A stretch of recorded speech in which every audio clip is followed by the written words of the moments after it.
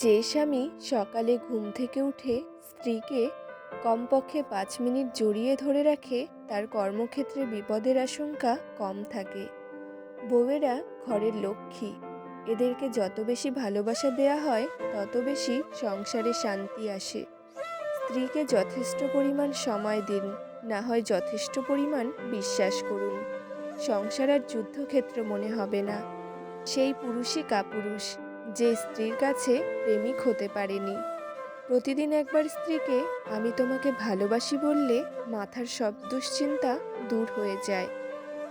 অন্য নারীর সাথে পরকীয়া করার থেকে স্ত্রীকে একবেলা পেটানো ভালো, তবে পেটানোর পর 3 গুণ বেশি ভালোবাসা আবশ্যক।